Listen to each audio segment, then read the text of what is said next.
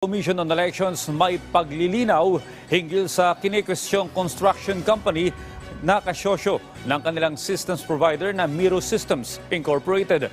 COMELEC, nilinaw na Miro lamang ang bubuo at gagawa ng mga makina para sa automated elections. Si Luisa Erispe sa sentro ng Balita Live. Audrey, pinabulaanan nga ng Commission on Elections ngayong araw ang mga ibinato sa kanilang issue sa Senado hinggil sa Miro Systems Company Limited, naka-joint venture nitong kumpanya para sa fast-track contact sa 2025 national at local elections.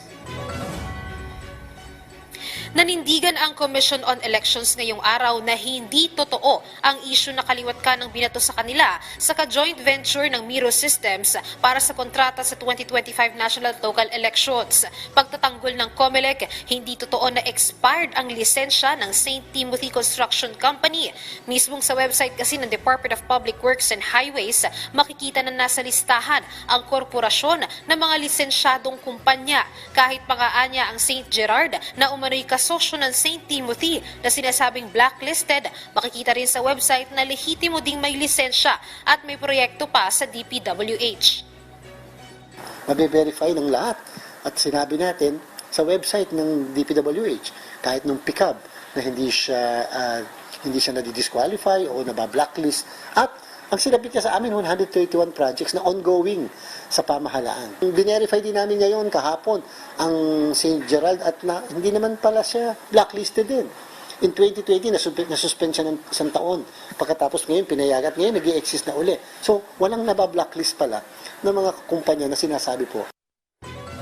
Nilinaw din ng COMELEC na kahit naman ka-joint venture ng Miro ang St. Timothy sa kontrata, wala naman anyang pakialam ito pagdating sa paggawa ng mga makina.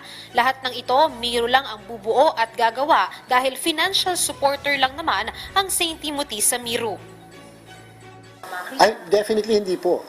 Ang lahat po ng mga paggawa ng makina, ang lahat ng customization, manufacturing, lahat po yan ay sa Miro. Audrey, isa lang ang St. Timothy sa local company na ka-joint venture ng Miro pagdating sa fast-track contract para sa 2025 elections. Ang siste, ang Miro ang bubuo ng makina sa South Korea. Ang St. Timothy ay pinansyal habang ang dalawang iba pang local company ay sa logistics naman o pagsiguro na magdadala ang mga makina o madadala ito sa mga polling precinct sa mga probinsya. Base sa ating pagsasaliksik, ang St. Timothy ay isang kumpanya na makikita sa Pasig City at marami na itong mga proyekto sa bansa dahil sumasali sila sa mga bidding ng DPWH tulad ng pagbuo ng bypass road sa Pande, Bulacan. Audrey, sa ngayon ay nasabi na nga itong St. Timothy para dito sa pagdalo sa Senado, pero sa ngayon ay wala pang pahayag ang St. Timothy kung sila nga ay dadalo dito sa magiging pagdinig sa Senado. Audrey. Maraming salamat, Luisa Erispe.